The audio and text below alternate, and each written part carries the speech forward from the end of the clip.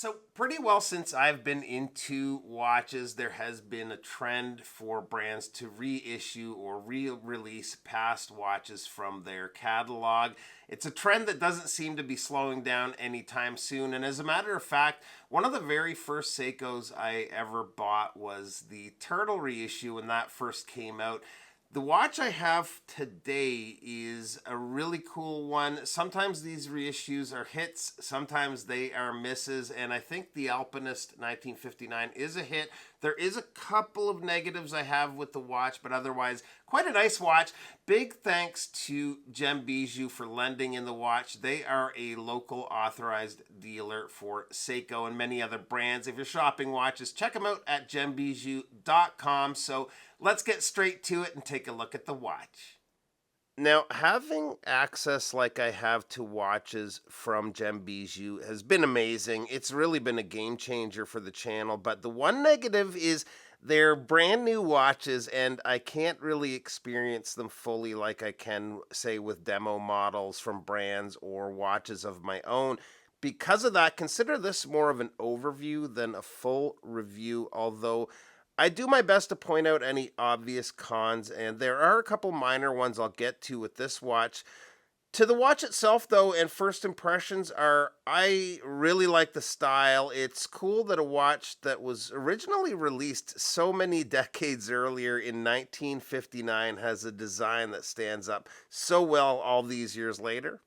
The original 1959 Seiko Laurel Alpinist released specifically designed for mountaineering, but by today's standards, it's much more of a dressier looking watch. Although the bund does add a bit of ruggedness to the look. I'm not usually a big fan of button straps, but it does look good on this watch. I think I'd probably wear it on either the strap it comes with without the bund, but this would also look great on lots of leather options too. The strap that comes with it is pretty cool, though, with the way they did the stitch work. The buckle is also really nice. I'm assuming that's similar to what would have come on the original, but I couldn't confirm that 100%. The dial is mostly true to the original. We've got that handset, which looks great on the watch. The dial itself is a deep inky black, and the markers, especially the triangular ones, really pop because of that.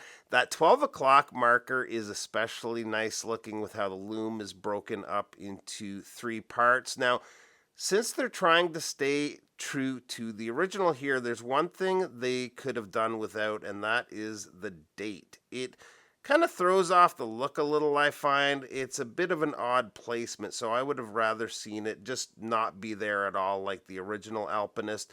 At least it's black, so it's not too in your face, but would have been better without it.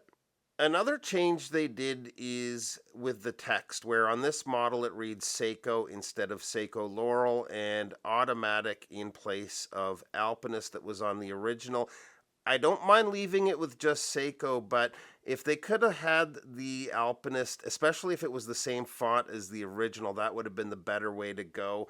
I was reading up on the original the other day, prepping for this video, and apparently the loom was very strong. And like most Seikos today, this doesn't disappoint. Seiko always seems to have good, strong, evenly implied loom, and this is right up there. Not quite as strong as some of their divers, but it's no slouch in the loom department.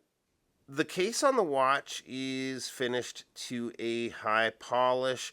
It's a simple design. We've got a non-signed push-pull crown.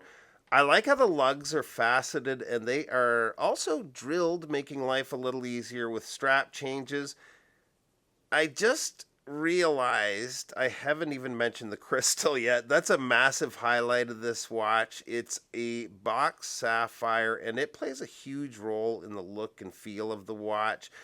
Something about that distortion at certain angles, I don't know what it is, but I just love that. So as far as case dimensions go, the case comes in at a width of 36.5 millimeters. Lug to lug is 43.5 millimeters. The lug opening is 18 millimeters and the thickness is 11.3 millimeters. Water resist on the watch is 100 meters and the watch runs on the caliber 6L 35, which beats at 28,800 vibrations per hour with a power reserve of approximately 45 hours. And here it is on my 7¼ inch wrist, and it actually looks pretty cool on the bund. It's not broken in, so it sits a little funny on wrist right now, but yeah, it's not bad at all. Cost on this watch is $2,900 USD, and this is limited to 1,959 pieces. It's a little up there in price, but if you want the look, Seiko also released 3 other versions called the 1959 Alpinist Modern Reinterpretation. They're in the $725 to $750 area, so a little more attainable price-wise. So there you have it, guys. Glad I was able to check this one out with you. Thanks for stopping by, and we'll see you real soon. Bye-bye.